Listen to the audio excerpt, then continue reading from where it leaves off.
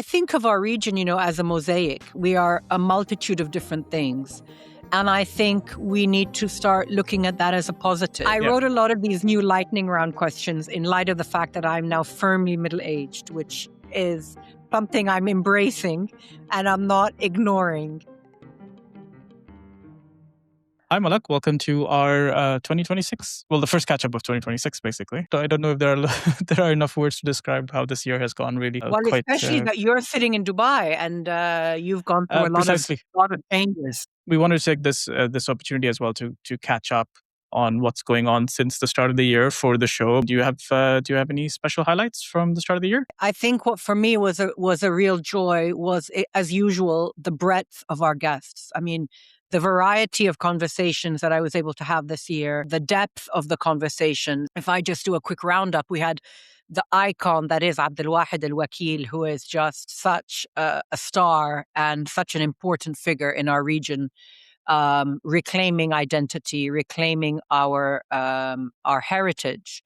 From the point of view of architecture. And I have a personal connection to him because he's a family friend, and I was really so happy to get his story. It was just really fun to listen to, by the way. Like just listening to your grandfather just telling you stories about, his childhood and his adulthood. I think that resonated really well. And his body of work speaks for itself. I mean, he's a recognizable name across the region. So I was really, really happy to do that and to do it in his hometown. He lives in Doha. So I recorded that with him last December. Linked to that also was sort of almost this what I did next going international theme that happened, right? So you have filmed outside of Egypt before. We filmed in Dubai. But this time you also filmed in Doha, which you just mentioned with Abdul Wahid. But you also filmed in London. And so we had Nabila, who incidentally was our first video episode on Apple Podcasts. So that was also fun. I mean, one of the new launches this year, Apple adding video as a thing. But and then we've got another one coming out next month that was also filmed in London. There's another one coming up in September that I'm going to be filming in San Francisco in person as well. So that's very exciting. So yeah, I mean, the show is. Like a lot of businesses around the world now, there's no geographical frame for anything anymore. You can either be doing things online or in person anywhere. Yeah, and I think we've always said, right, that the sort of, as much as we will obviously still do, and we are currently doing a conversation that's remote, those in-person conversations just tend to be a little bit more meaty. There's more, there's just room for more chemistry, both before and after and all of that. And so this was a nice opportunity for you to do it with them in person. I think it was just like a lot of the other things that happen in life. It was just good timing. It was luck, and it just came together nicely. I'm not sure I'll be able to do interviews in Australia or in more, further afield, but these just came together nicely. And then a big revelation for me was Soraya Ismail, who I just really adored speaking to. She really is such a great representative for our region, and she's really personifies what's amazing about women from the region who are multicultural and who are giving back. And I was very impressed by her and very inspired by her. And then, there are so many, all the other guests were amazing, but I will highlight one more person. And it's more about the way the interview came about, which is Tim Marshall. I've been chasing him for about 2 years on email to try and get him on the show. And finally, he accepted. And I actually met him end of last year at a talk he was giving in London. His episode came out in April. It was right in the middle of the Iran war. And so his insights were even more pertinent and important. And that was pure serendipity. And so now we are in the foothills of designing a new system. And it's very uncomfortable when we're going through these formative years, because it's not what we're used to. And I don't know how it's going to settle down. I suspect it settles down into another bipolar world. Yeah, and I kind of also wanted to connect that to something else, right? Which is sort of this, the show has always been regional oriented, right? Absolutely. So the MENA region was a very conscious choice for me when I created the podcast. It wasn't Egypt focused. It wasn't coming from one particular place, but I really wanted to look at the region as a whole. I think we've had such a bad rap over the last decades from a further afield, specifically after 9/11. I mean, the entire perception of the region was very warped by that. And I think, you know, we need to be reclaiming our stories. We need to be reclaiming our narratives. We are so past the colonial era, but we're still very much influenced by that and feeling the effects of that. And I think enough is enough. I think it's time that we stand up. We create our own stories. We tell our own stories. We are an unbelievably educated people across the region, speaking languages in so many different industries. And it's time that we celebrate that. It's time that we highlight that. And that was a really conscious element of my show. I wanted to cheer that on. I wanted to put a spotlight on that. This is something that also constantly comes up on the show as well, and we came up as recently as last month's episode with Dina, right? Dina Sharif. There's a lot to say for I think people being fed up with Absolutely. histories being written for them from a Western lens. So as someone who was, born in the West and was very much influenced by Western thought and philosophy and so on, the Gaza war for me was a real turning point, as it was for a lot of my friends. And I was lucky enough to get on the show last summer. Omar El-Ed, who, as some of you might know, wrote this unbelievable book called One Day Everyone Will Have Always Been Against This. And he is really lambasting Western democracies for the hypocrisy and the two-faced approach to the Middle East. And although on an intellectual level, I had known that for decades, somehow emotionally, his work really, really touched me. And the horrors that we were seeing in front of us on a daily basis just reinforced that. And, it kind of underpinned even more why I'm doing this show. And at the beginning when we started, and we've talked about this many times, this wasn't it's not the origin story of the show. It wasn't, that wasn't the focus, but it's really become its own calling card, and it's something I'm unbelievably proud of. And it's attributable to the magic of MENA, the magic of the region, where we have all these stories, we have all these cultures, these nationalities, these languages. We're all the same, but we're all different. We're all having similar experiences, but we're all having different experiences. And if I can just shed a small light on that through the guests we bring on, then all the better. There's also just, in terms of just us ourselves, right? We're always, we also need that sort of sense of inspiration, maybe that sense of positivity that, look, there's so much happening here, from the small to the big, right? It's not only sort of A headline and B headliner. There's so many things that happen. Through the show, we've heard from incredible guests who are impacting their own little circles, right? Even if it's not entire countries and the region. And I think that's incredibly powerful. Absolutely. And I think of our region, as a mosaic. We are a multitude of different things. And I think we need to start looking at that as a positive. We've been told for decades, it's a negative. Your region is nothing but problems. You're the source of so many global issues. But I think we need to start flipping that round and looking at ourselves in the positive. And the stories on What I Did Next attest to that.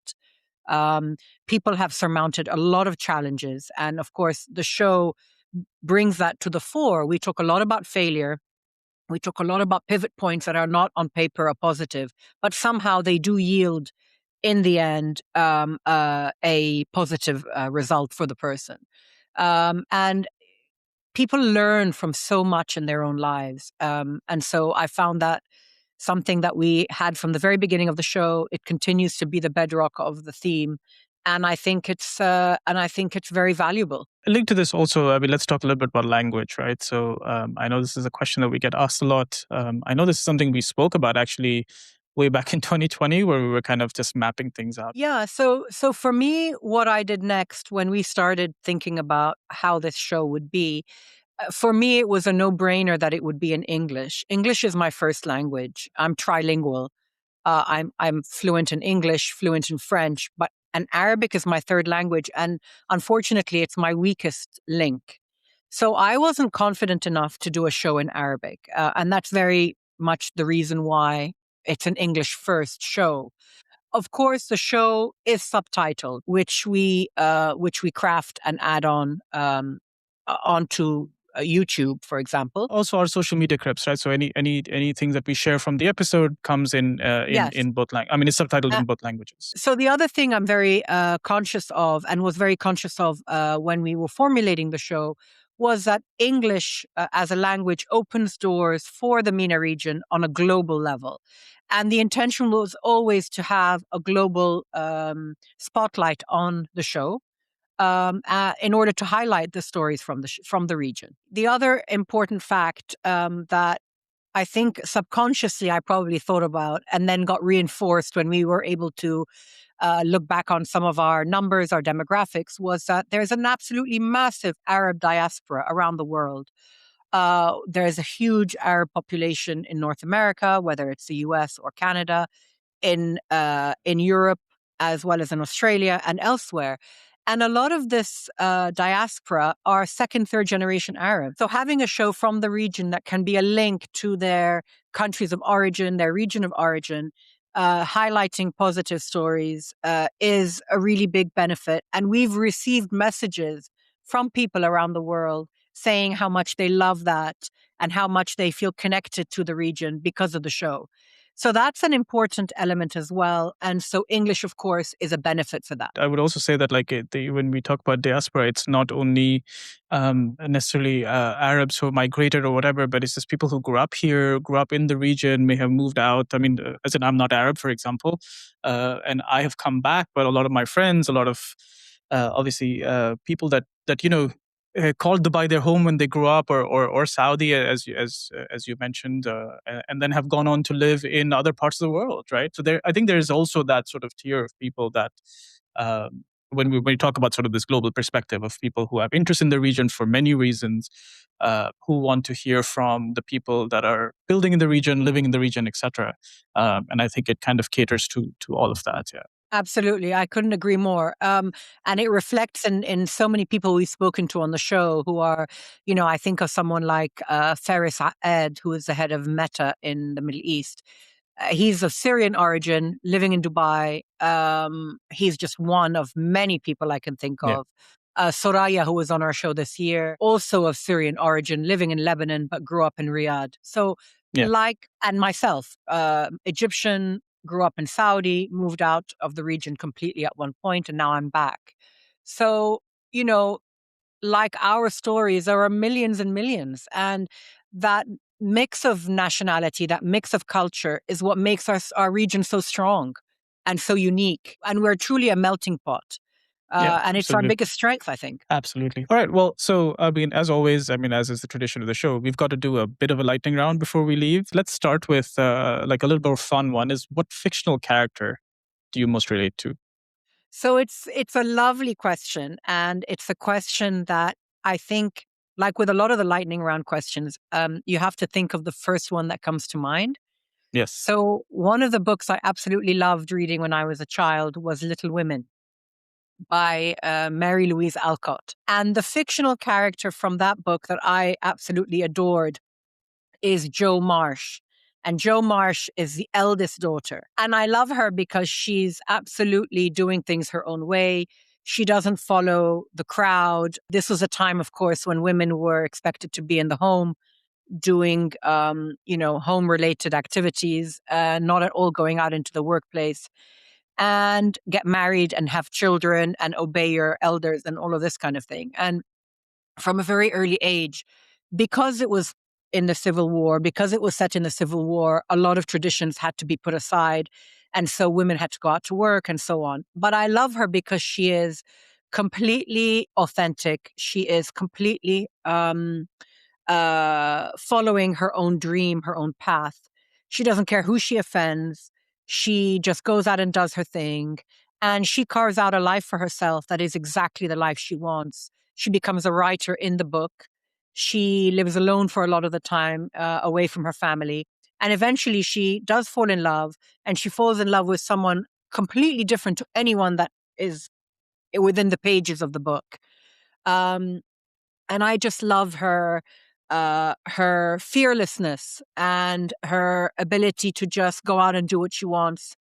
And she just comes across as such a real character because she's very flawed. She is tempestuous. She's moody.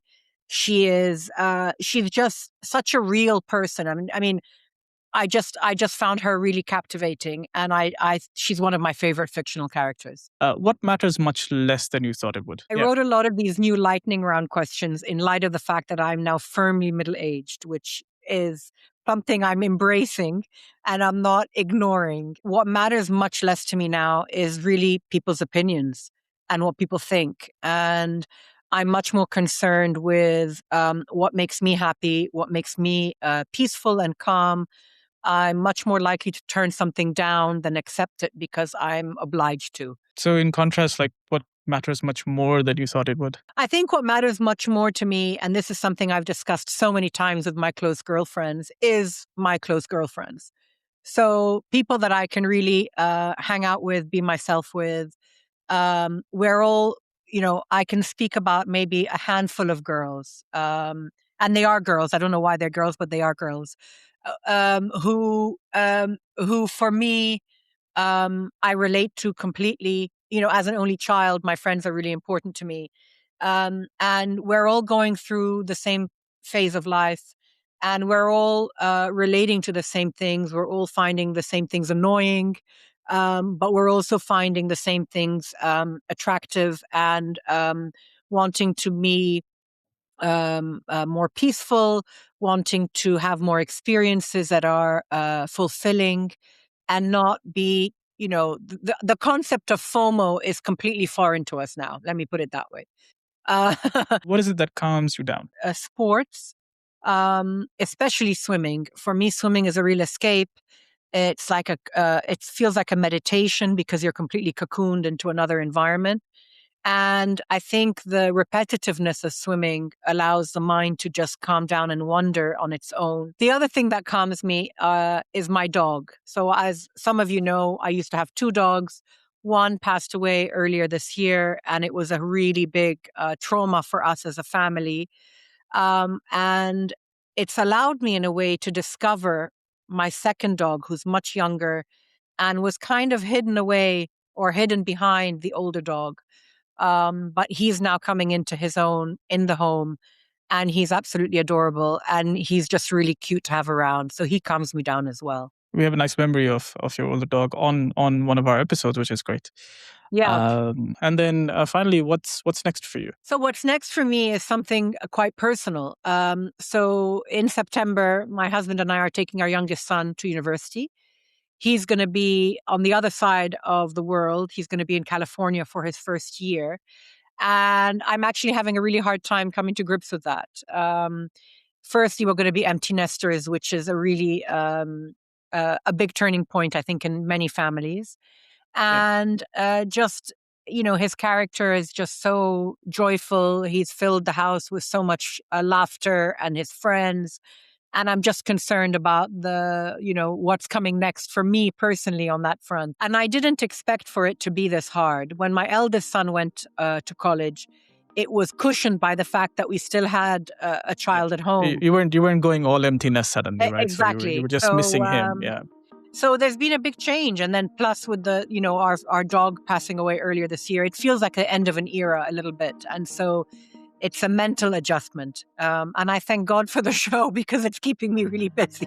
All right. Well, that's that for this catch up. As always, we always want to say a big thank you to you who are listening to us at the moment or watching us now, since, we're on video everywhere, for coming along with the ride, for listening in, for commenting, for sending us feedback. And just for being part of the show. I also want to say a big thank you to our sponsors, EFG Holding, and to Azza Fahmi, who have joined us this year. Thank you so much for supporting the show and believing in the show. We have an amazing lineup coming your way, a mix of all the industries as usual and really great stories. So stay tuned for that.